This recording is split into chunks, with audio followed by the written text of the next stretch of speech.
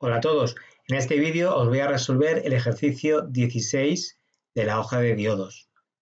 Tenemos el mismo circuito que antes, en el ejercicio 15, donde teníamos un diodo Zener, pero ahora hemos cambiado algunos datos.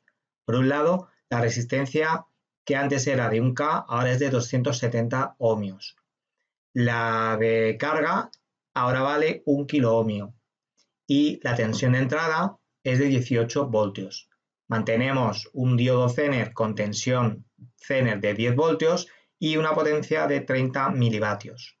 Entonces hay que resolver en qué situación se encuentra este diodo. Para ello, igual que antes, tenemos que saber cuál es la tensión de Zener que está soportando el diodo. Si la tensión cátodo-ánodo es mayor de 10 voltios, estaremos superando esta tensión de Zener y por lo tanto el diodo se encontrará en modo Zener y conduciendo. Lo que voy a hacer es lo siguiente.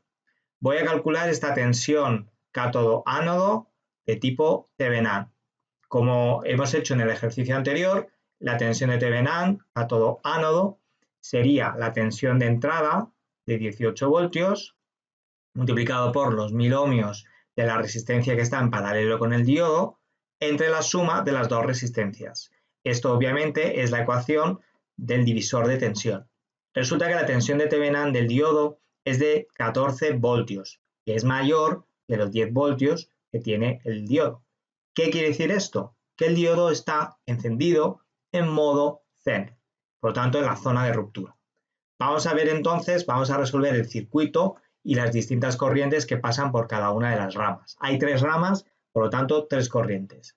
La corriente que sale del polo positivo de la pila de 18 voltios la vamos a llamar I sub S, porque es la que pasa por la resistencia I sub S, RS, perdón.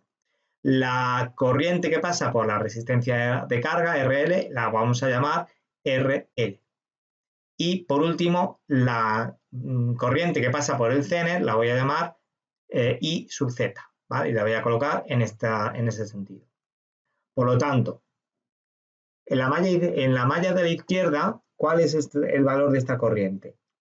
El valor de la corriente es, podríamos haber sustituido el diodo Zener por la pila equivalente de 10 voltios, que se opone a la corriente.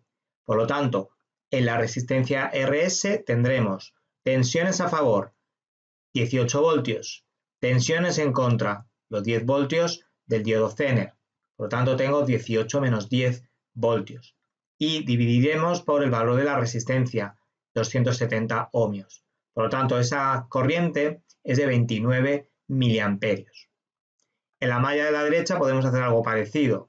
Como la tensión que está soportando esta resistencia es la tensión Zener, que son 10 voltios, dividiremos por lo tanto por el kiloohmio que tiene esta resistencia. Por lo tanto, es de 10 miliamperios. Por último, tendremos que las corrientes I sub S más I sub Z es igual a la corriente I sub L. ¿Esto de dónde sale? Porque estoy considerando este nudo de aquí. Las corrientes entrantes son la I sub S y la corriente del diodo Zener, y las corrientes salientes son I sub L. Por lo tanto, por conservación de la carga eléctrica, la ley de Kirchhoff nos dice esta ecuación. Despejando la corriente del Zener, como la diferencia entre la corriente I sub L y la corriente I sub S, resulta que nos sale negativa, menos 19 miliamperios. El signo menos simplemente significa que habíamos supuesto mal el sentido de la corriente. El sentido lo habíamos puesto de abajo hacia arriba, es decir, del ánodo al cátodo, pero es que eso hemos tenido poquita precaución. Si el diodo está en modo Zener, está en inversa, por lo tanto, debería ser de cátodo a ánodo, como bien nos dice esta ecuación. Por lo tanto, el sentido de la corriente es de arriba a abajo, de cátodo a ánodo, polarización inversa. Por lo tanto, esa sería la situación del diodo. El diodo está en Zener, la corriente es este valor de 19 y vamos a calcular ahora la potencia en el Zener. La potencia eléctrica se calcula como el producto entre la corriente y la tensión.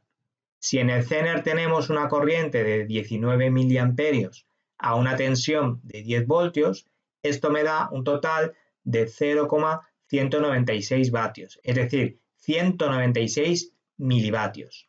Sin embargo, si yo vuelvo al enunciado, nos habían dicho que la potencia máxima permitida por el diodo era de 30 milivatios.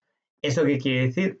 Que a pesar de que está bien colocado en modo Zener con corriente inversa de cátodo a ánodo, la potencia que disipa el diodo es excesiva y lo más probable es que se rompa no porque esté en inversa, sino porque la corriente que lo atraviesa es demasiado elevada.